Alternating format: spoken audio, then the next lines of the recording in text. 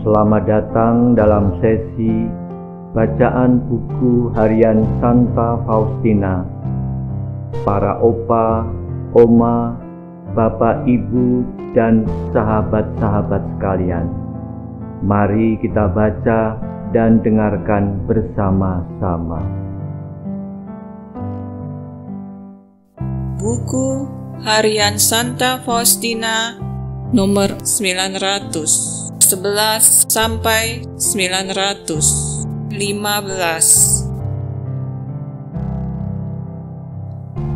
Sekali peristiwa, kehadiran Allah meliputi seluruh hidupku.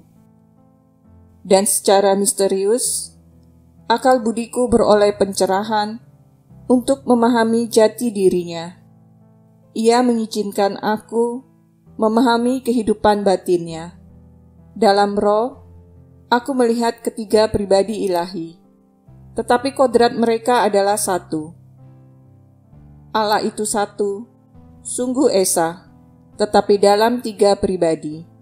Tidak satu pun dari mereka lebih besar atau lebih kecil.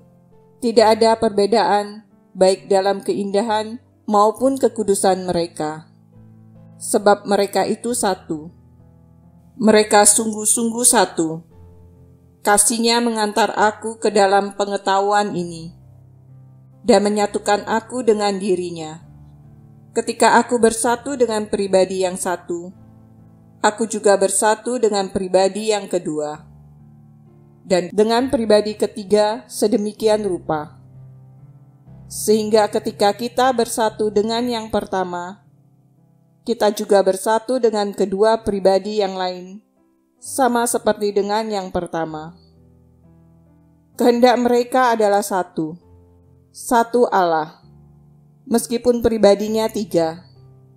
Ketika satu dari ketiga pribadi itu berkomunikasi dengan suatu jiwa lewat kuasa kehendak yang satu, jiwa itu menyadari diri bersatu dengan ketiga pribadi dan diliputi kebahagiaan yang mengalir dari Tritunggal yang Maha Kudus. Itulah pula kebahagiaan yang menjadi santapan para kudus.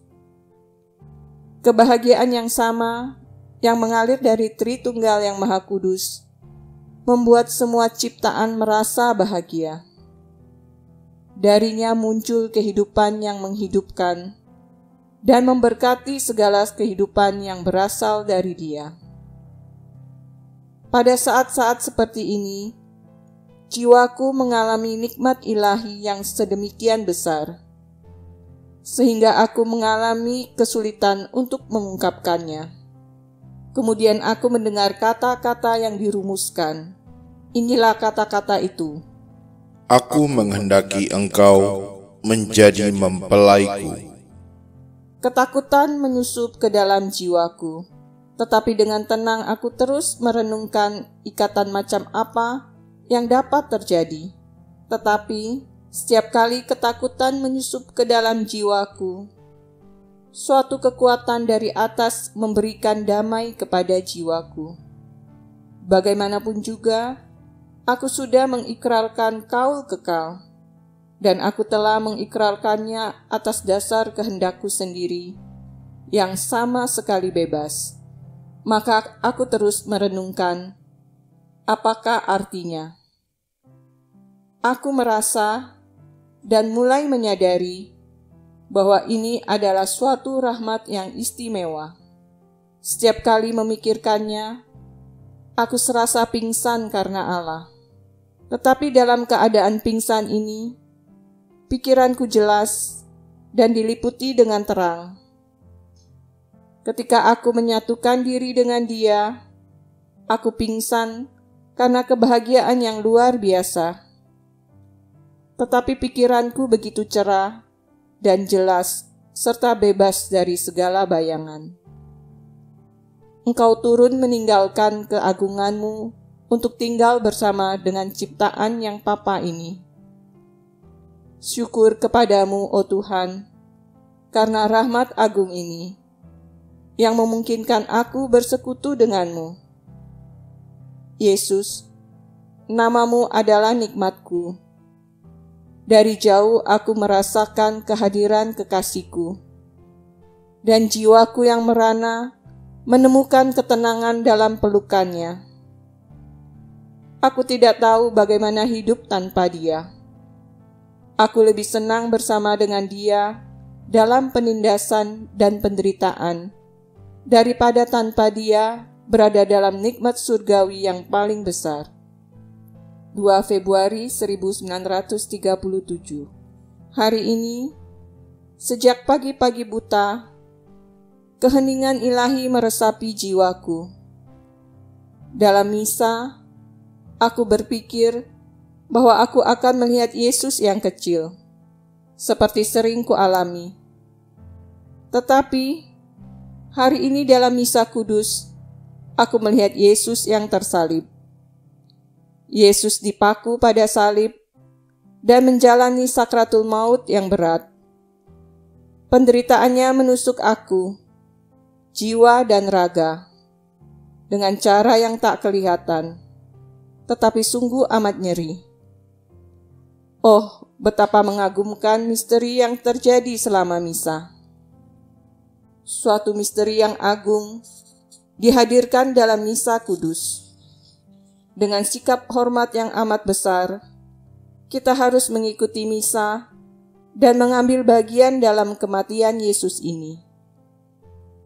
Pada suatu hari, kita akan mengetahui apa yang dikerjakan Allah untuk kita dalam setiap misa, dan anugerah apa yang disediakannya untuk kita. Hanya kasih ilahinya yang memungkinkan karunia sebesar itu disediakan bagi kita. Oh Yesus, Yesusku, betapa nyeri rasa sakit yang menembus jiwaku ketika aku melihat sumber kehidupan ini mengalirkan kemanisan dan kekuatan bagi setiap jiwa. Sementara pada saat yang sama, aku melihat jiwa-jiwa menjadi layu dan mengering karena kesalahan mereka sendiri. Oh Yesus, berilah agar kuasa kerahiman merengkuh jiwa-jiwa itu. Oh Maria, hari ini suatu pedang yang mengerikan menembus jiwamu yang kudus. Selain Allah, tidak seorang pun mengetahui penderitaanmu. Jiwamu tidak hancur. Jiwamu berani sebab ia bersama dengan Yesus. Bunda yang manis, satukan jiwaku dengan Yesus, sebab hanyalah dengan demikian aku akan mampu bertahan dalam segala pencobaan dan kesusahan. Dan hanya dalam kesatuan dengan Yesus, kurban-kurban kecilku akan menyenangkan Allah. Bunda yang amat manis, teruslah mengajar aku tentang kehidupan batin. Semoga pedang penderitaan tidak pernah menghancurkan aku. Oh perawan yang murni, curahkanlah keberanian ke dalam hatiku dan jagalah dia. Demikian telah kita baca dan dengarkan bersama-sama buku harian Santa Faustina hari ini. Kita akan lanjutkan bersama-sama besok di waktu yang sama. Berkah dalam.